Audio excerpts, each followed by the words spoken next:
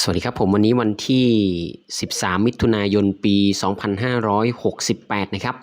วันนี้ครับมีเรื่องจากทางด้านของความคืบหน้าครม.ครับไฟเขียวงบกลาง 1.3 พันล้านบาทนะครับช่วยเกษตรกรนะอันนี้ก็เป็นอีกหนึ่งข่าวที่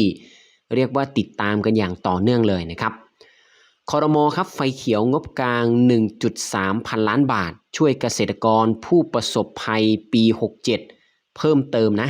เมื่อวันที่10ครับมิถุนายนปี68นายอนุกูลรองโฆษกประจำสำนักนายกรัฐมนตรีเปิดเผยว่าคณะรัฐมนตรีอนุมัติงบประมาณรายจ่ายประจำปีงบประมาณพศ68งบกลางนะครับรายการเงินสำรองจ่ายกรณีฉุกเฉิน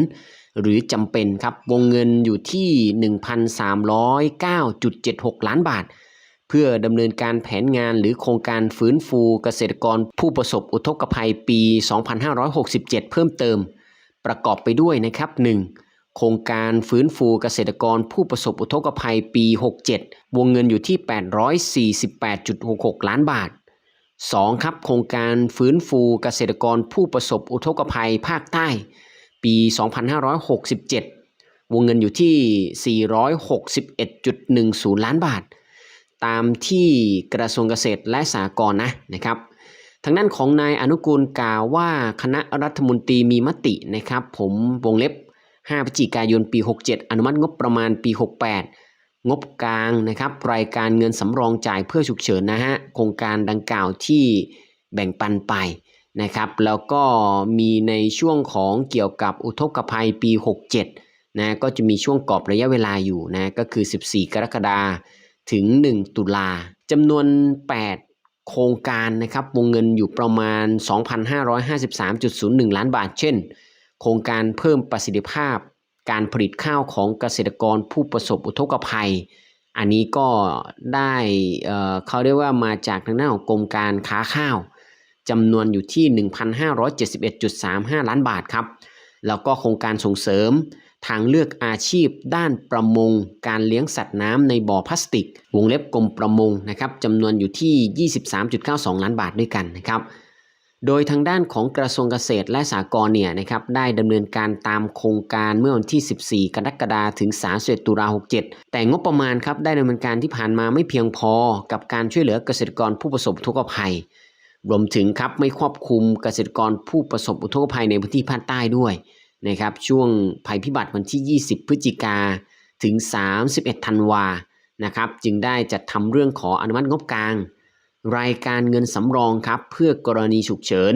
นะปี68นะครับเพื่อดำเนินการแผนงานหรือว่าโครงการฟื้นฟูเกษตรกรผู้ประสบอุทกภัยปี67เพิ่มเติมนะครับเสนอศูนย์ปฏิบัติการช่วยเหลือนะครับผู้ประสบอุทกภัยวาตภัยและก็ดินโคลนถล่มซึ่งในข่าวประชุมนะครับ2/68เมื่อวันที่11มีนา67นะครับที่ประชุมคปชมีมติเห็นชอบกรอบวงเงินงบประมาณจำนวน 1,989.72 ล้านบาทนะครับตามที่ทางด้านของกระทรวงเกษตรและสหกรณ์เสนอไปนะครับ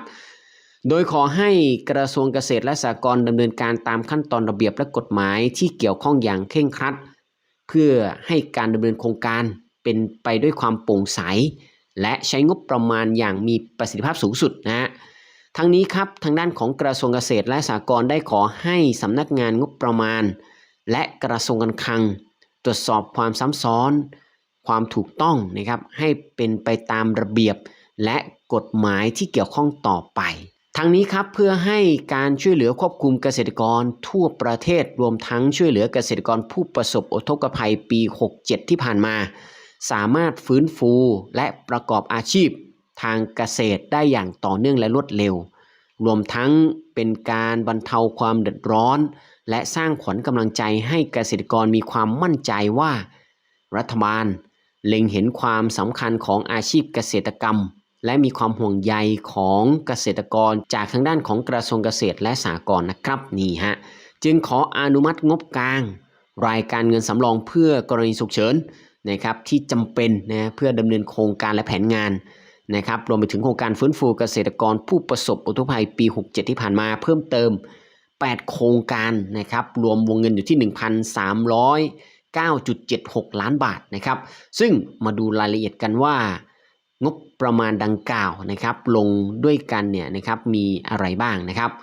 เรามาดูตัวแรกครับเขาเรียกว่าเป็นการฟื้นฟูเกษตรกรผู้ประสบอุทกภัยปี 67อันนี้มี2โครงการด้วยกันซึ่งก็จะมีโครงการเพิ่มประสิทธิภาพการผลิตข้าว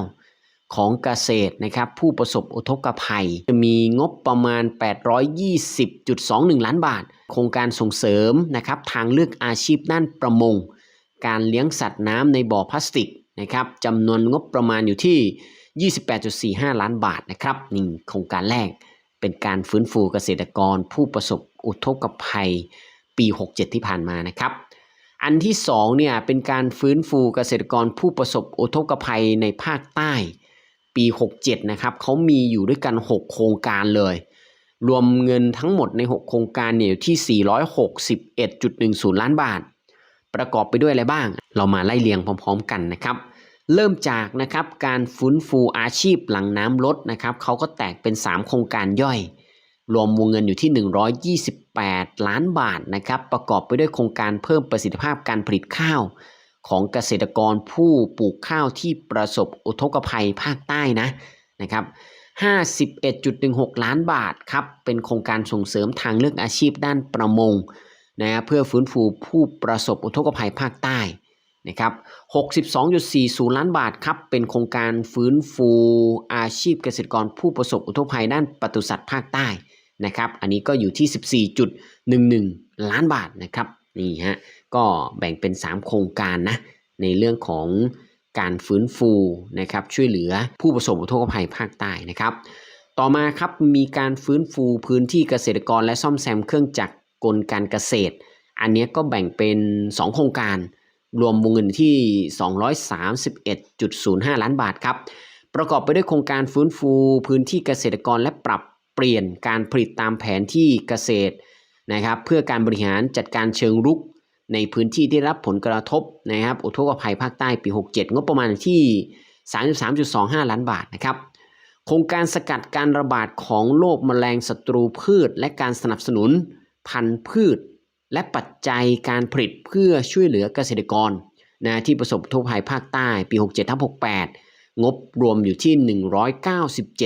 197.80 ล้านบาทนะครับต่อมาครับก็จะมีมาตรการนะครับที่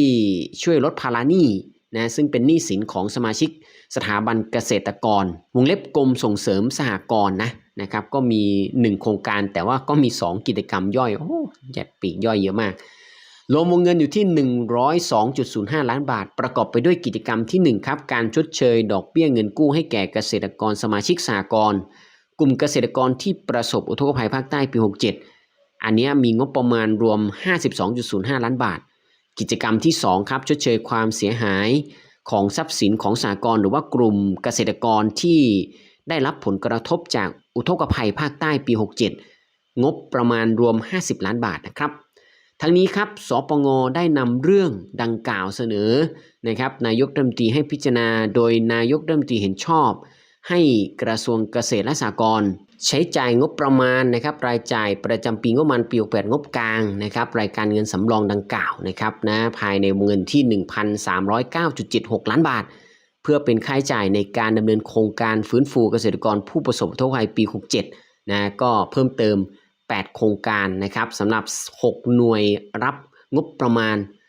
เพิ่มเติมครับจำนวน8โครงการ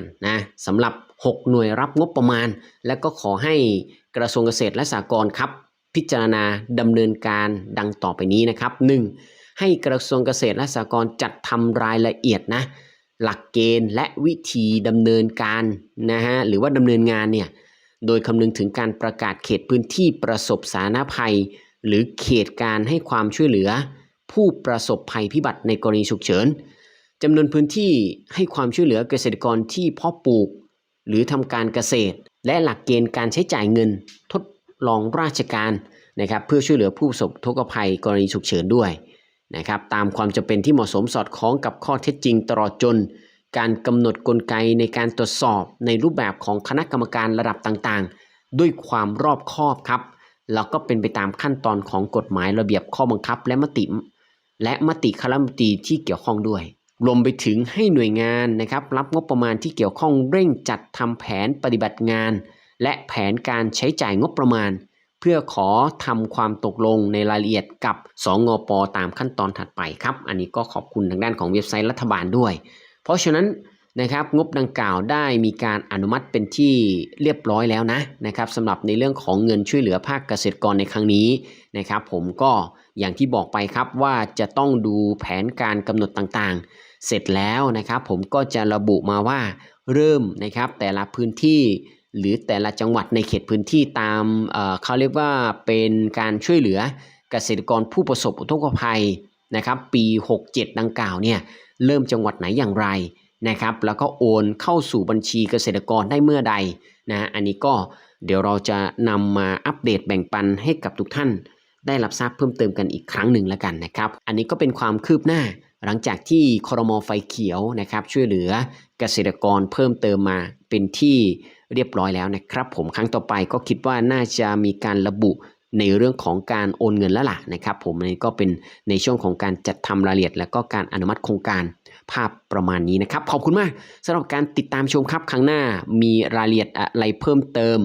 เราจะนำกลับมาแบ่งปันอัปเดตให้กับสมาชิกทุกท่านรับทราบความคืบหน้าต่างๆเพื่อเป็นประโยชน์นะให้กับสมาชิกทุกท่านเพื่อไม่พลาดสิทธิ์สิ่งที่ท่านควรได้นะครับผมแล้วพบกันใหม่ในครั้งต่อไปวันนี้ขอให้ท่านโชคดีและมีความสุขครับสวัสดีครับ